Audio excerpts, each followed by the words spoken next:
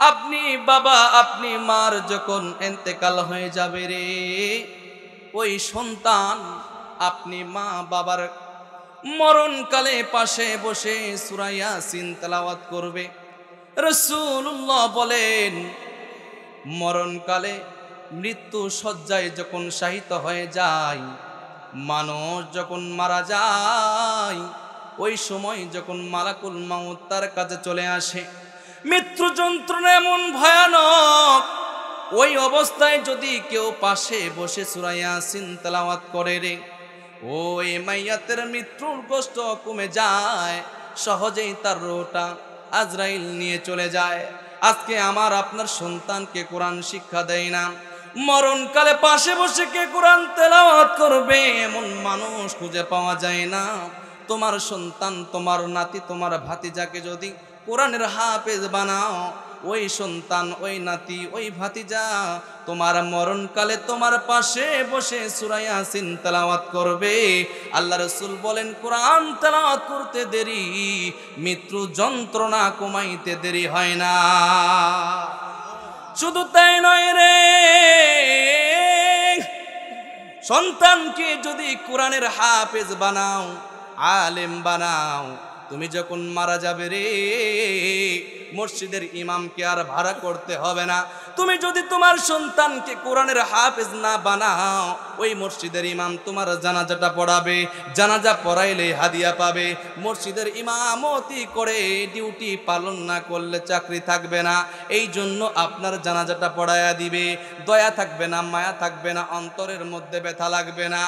আর যদি তোমার সন্তানকে কোরআনের হাফেজ বানাইতে পারো, তোমার সন্তানকে যদি নেককার বানাইতে পারো, তোমার সন্তানকে যদি কোরআনের আলেম বানাইতে পারো, তুমি বাবা যখন মারা যাবে রে, ওই সন্তান তুমি বাবার জানাজাটা পড়ায়া দিবে, তুমি বাবার খাটিয়াটা সামনে রাখবে, যখন দোয়া পড়বে, আল্লাহুম্মা গফিরলি হাইয়িনা ওয়া মাইয়িতিনা ওয়া শাহিদিনা ওয়া গায়বিনা ওয়া সাগীরিনা ওয়া কাবীরিনা, যখন দোয়াটা পড়বে, ভাড়াটিয়া ইমাম হইলে 2 মিনিটে পড়ে শেষ করে দিবে।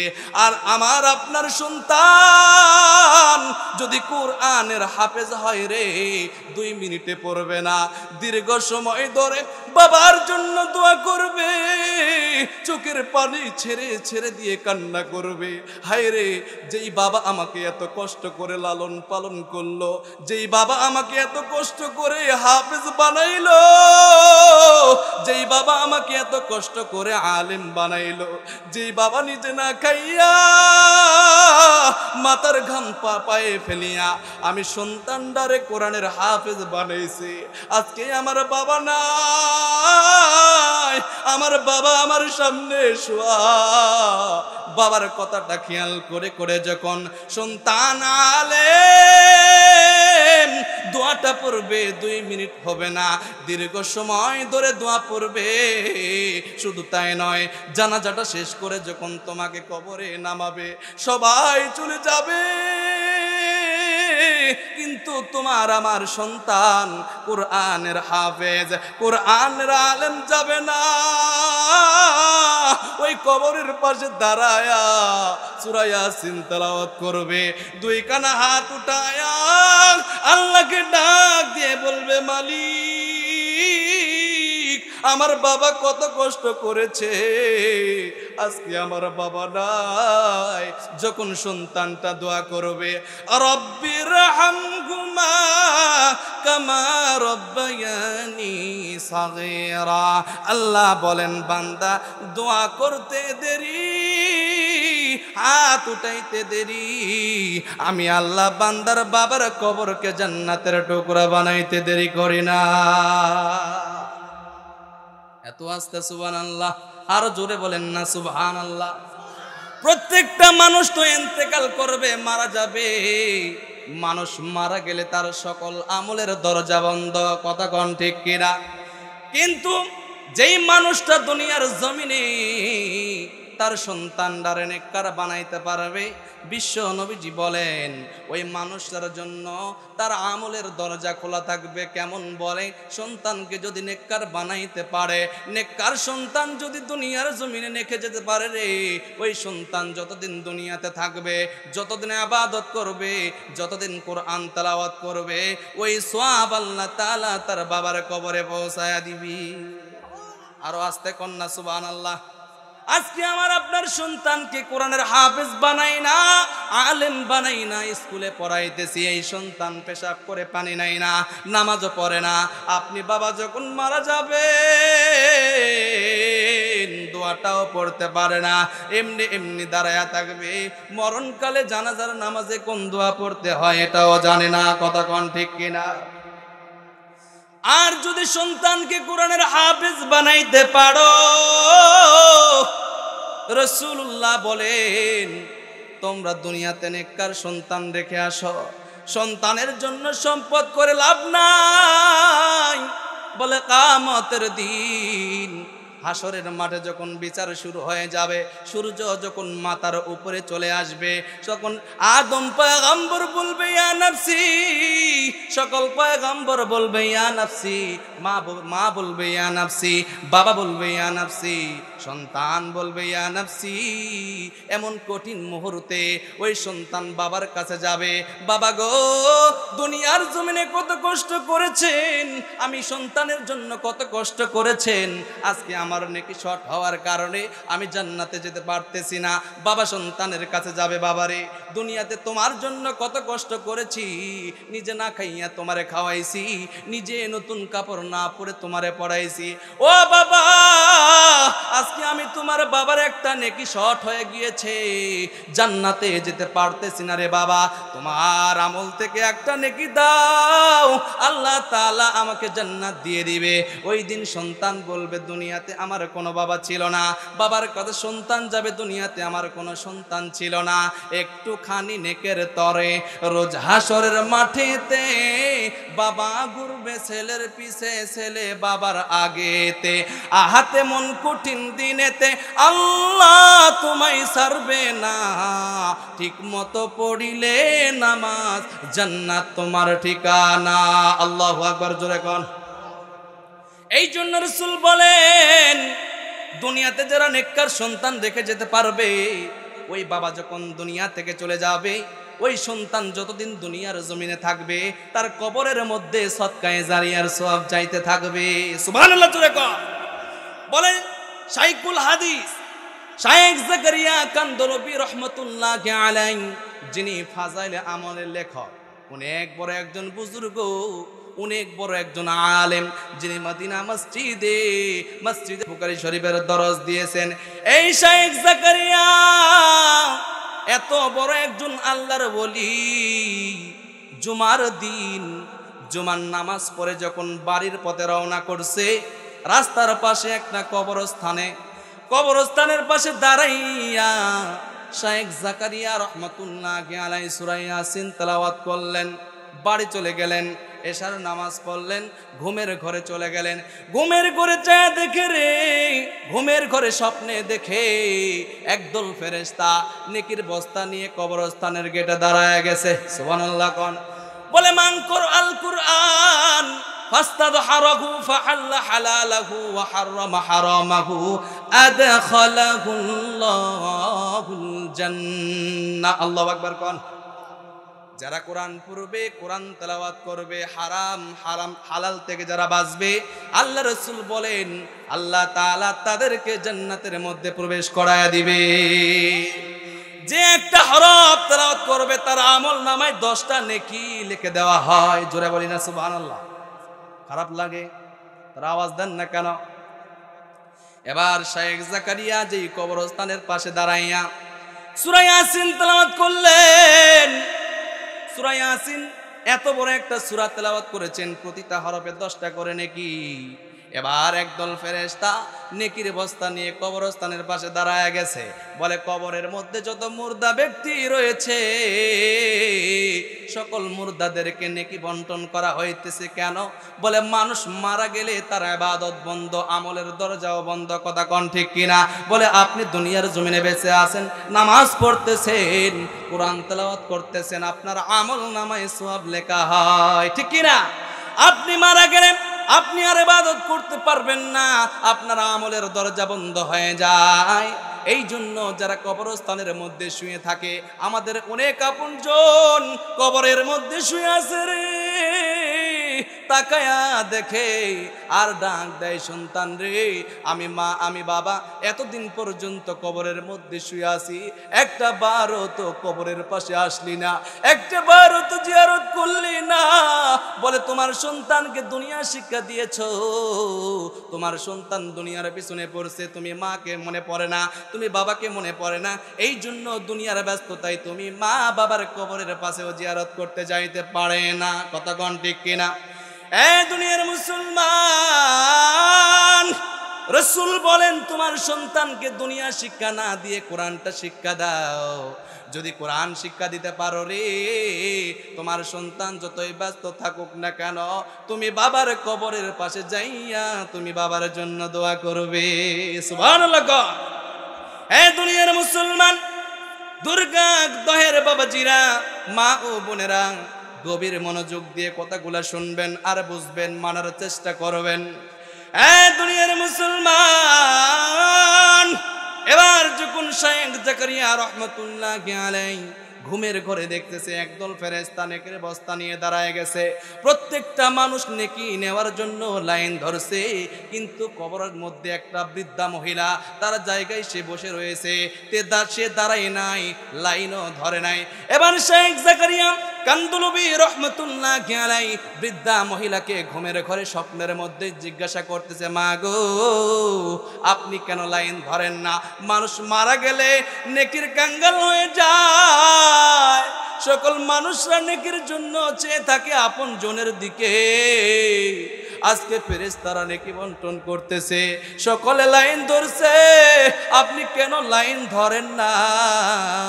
এবার বৃদ্ধা মহিলা ডাক দিয়ে বলে, জাকারিয়া সবচেয়ে বড় কথা হইতেছে সকল মানুষকে, সকল মুর্দাকে নেকি বন্টন করার পরে আমার ভাগটাও আমাকে দিবে।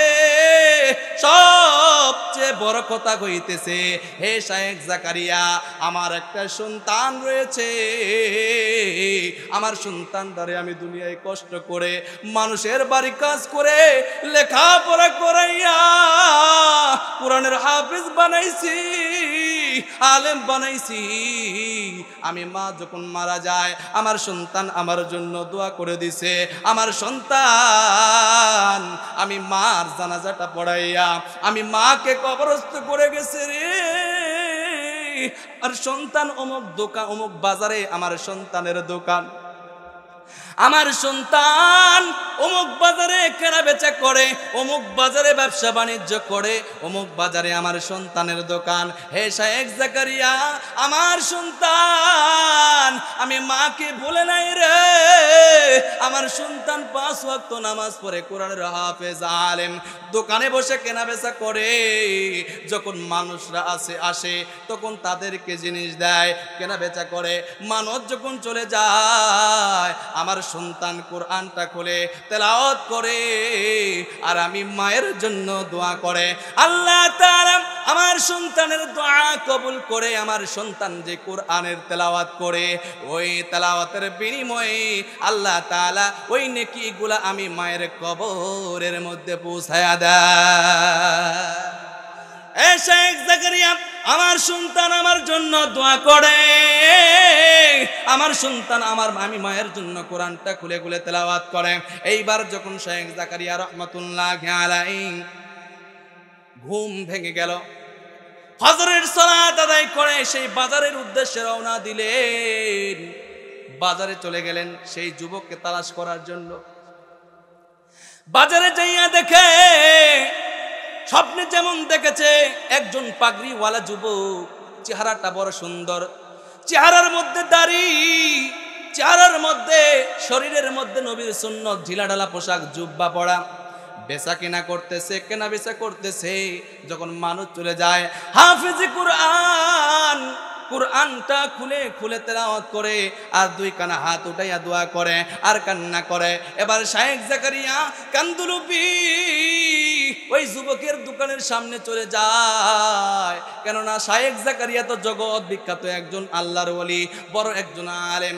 যেই মাত্র যুবক দেখছে জাকারিয়া আমার সামনে, শায়েখ জাকারিয়া আমার দোকানের সামনে আসছে, সঙ্গে সঙ্গে যুবক দাঁড়ায়া সালাম দিছে, বলে হুজুর আপনি আমার দোকানে আসছেন, বসেন। বাবারে আমি বসতে আসি নাই, বলো না তোমার মা কি মারা গেছে? বলে হুজুর আমার মা মারা গেছে, অমুক কবরস্থানের মধ্যে আমার মাকে দাফন করেছি।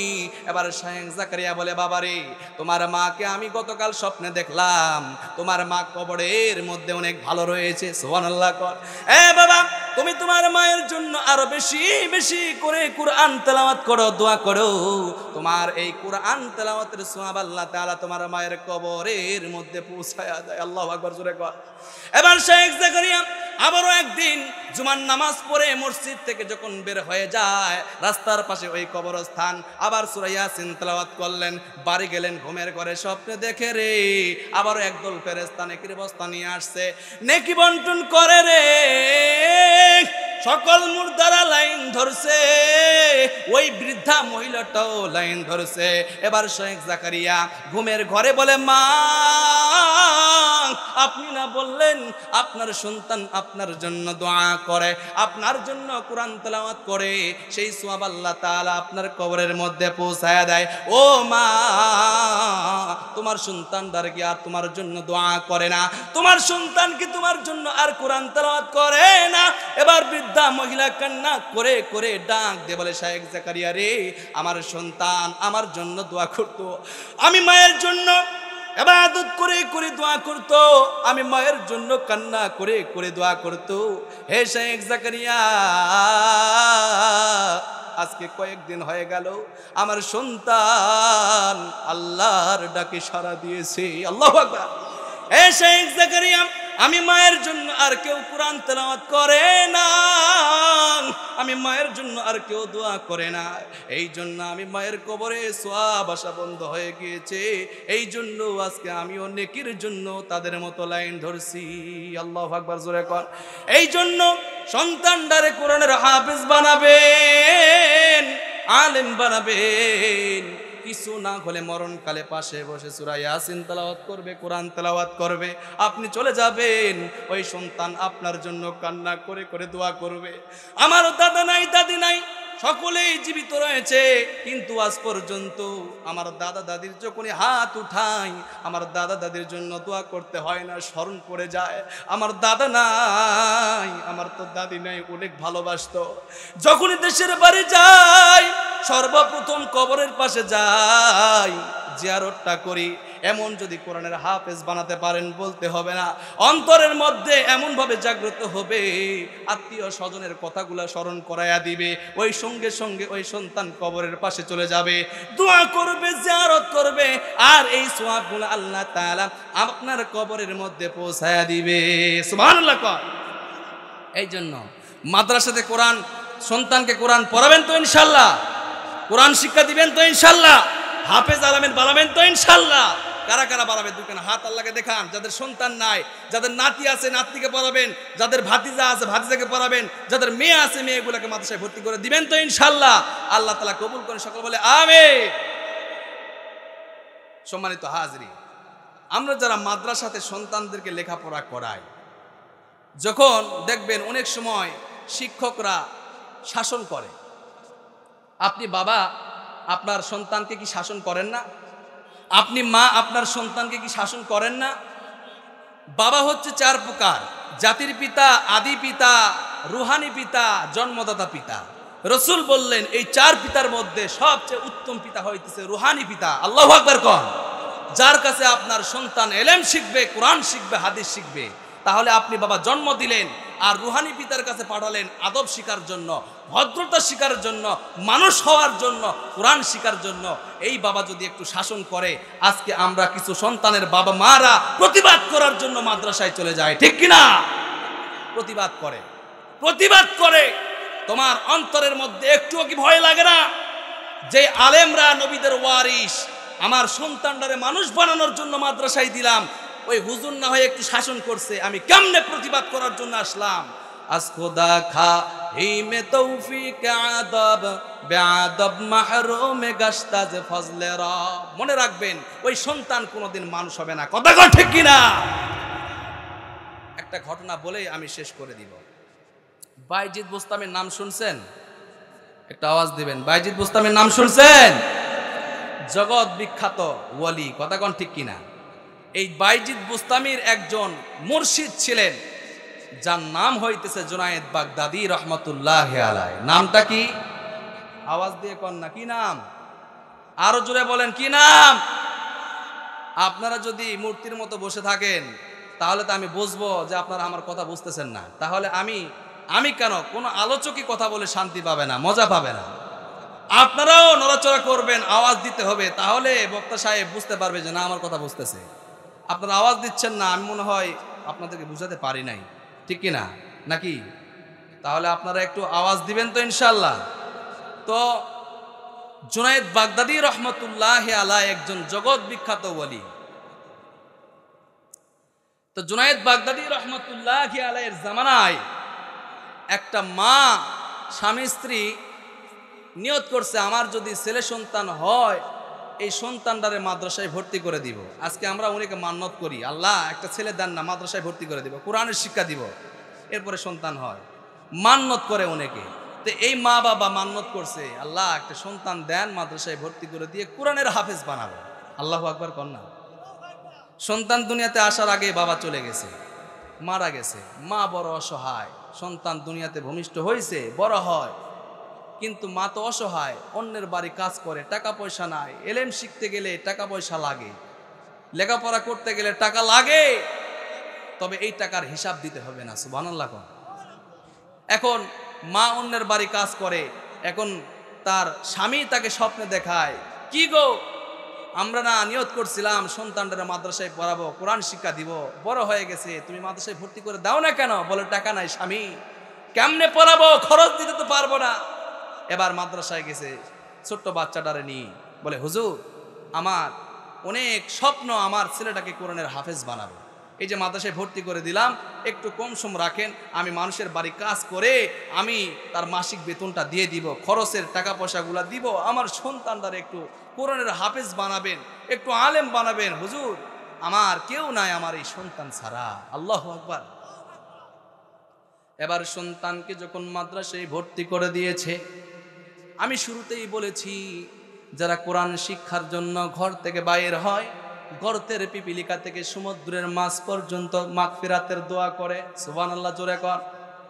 এইবার এই মহিলা তার সন্তানটারে মাদ্রাসায় ভর্তি করে দিয়ে অন্যের বাড়ি কাজ করে করে লেখাপড়ার জোগাড় দেয়, টাকা পয়সা মাসে মাসে দেয়।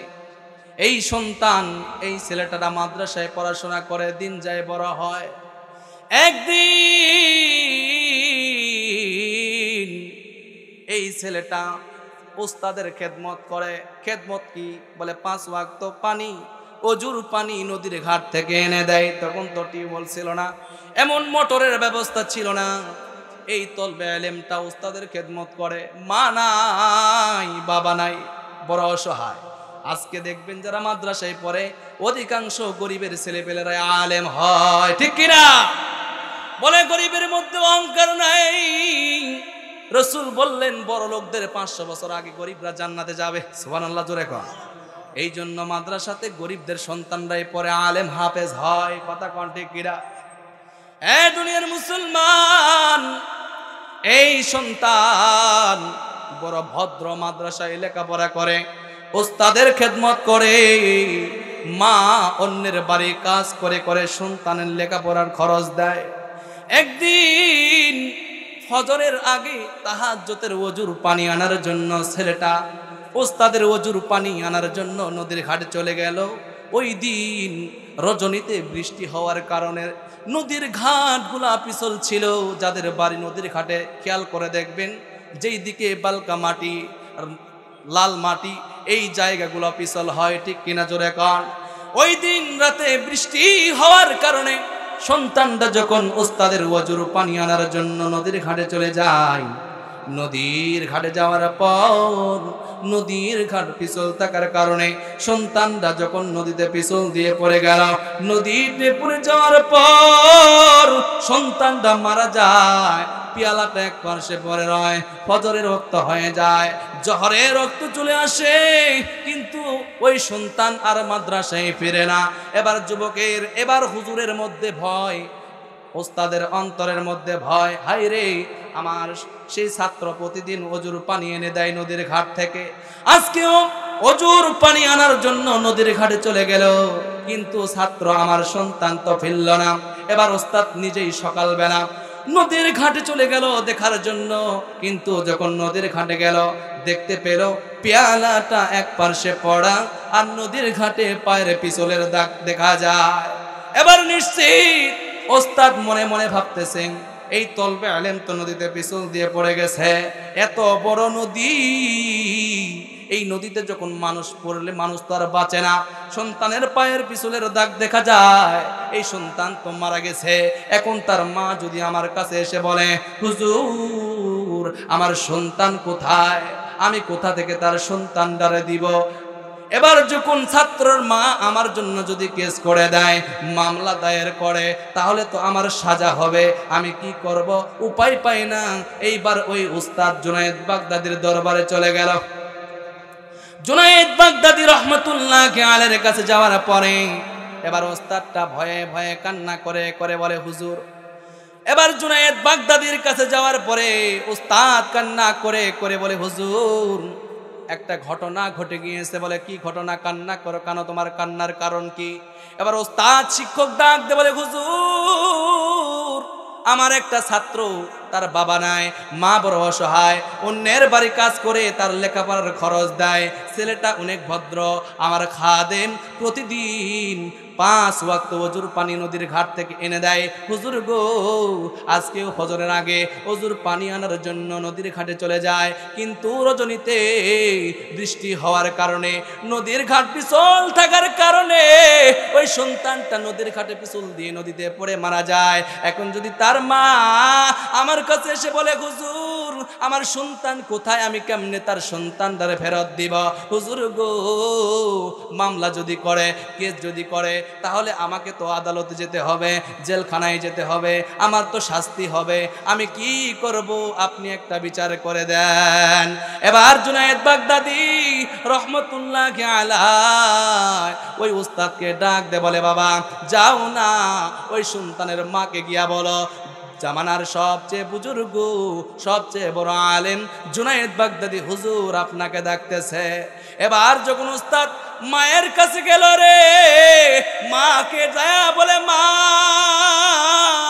জামানার সবচেয়ে বড় বুজুর্গ জুনায়েদ বাগদাদি রহমতুল্লাহি আলাইহি আপনাকে ডেকে পাঠিয়েছে।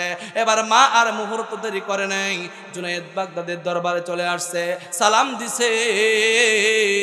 এবার জুনায়েদ বাগদাদি রহমতুল্লাহি আলাইহি মাকে ডাক দিয়ে বলে, ও মা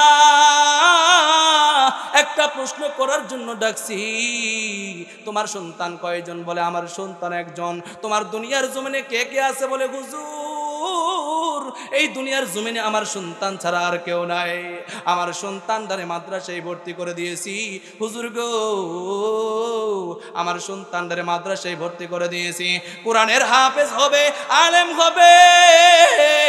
মা যখন মারা যাব, আমার সন্তান আমার জানাজাটা পড়ায়া দিবে, কিয়ামতের ময়দানে আমি একজন হাফেজে কোরআনের মা হয়ে আল্লাহর জান্নাতে যেতে চাই। সুবহানাল্লাহ। যেই মাত্র মায়ের এমন বক্তব্য শুনছে রে, জুনায়েদ বাগদাদির চোখ দিয়ে ঝরঝর করে পানি পড়ে গিয়েছে। এবার মাও কান্দে, জুনায়েদ বাগদাদিও কান্দে। এবার মা ডাক দে বলে, হুজুর আমার মা, আমি মায়ের অন্তরের মধ্যে ব্যথা, আমার মন বলতেছে আমার সন্তানের মরা বড় বিপদ হয়েছে। ওগো হুজুর আমার সন্তান কোথায়? এবার জুনায়েদ বাগদাদি ডাক দিয়ে বলে, মা গো তোমার সন্তান এই ওস্তাদের খেদমত করে, প্রতিদিন 5 ওয়াক্ত নামাজের ওযুর পানি এনে দেয় নদীর ঘাট থেকে।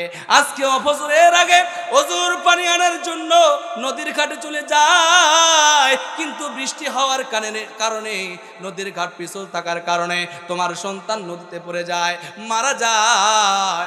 ও মা, ওস্তাদ তো ভয় পেয়ে গিয়েছে, কোনো মামলা করো না, কোনো বিচার করো না। এবার মা ডাক দিয়ে বলে, হুজুর আমার কোনো আফসোস নাই, আমার কোনো আফসোস নাই। আমার সন্তান মাদ্রাসায় দিয়েছি, আমার সন্তানকে কোরআন শিক্ষার জন্য দিয়েছি, আমার সন্তান মারা গেছে, শহীদ হয়ে গিয়েছে। কিয়ামতের ময়দানে আমি মা শহীদের মা হয়ে উঠতে চাই। আল্লাহু আকবার কর।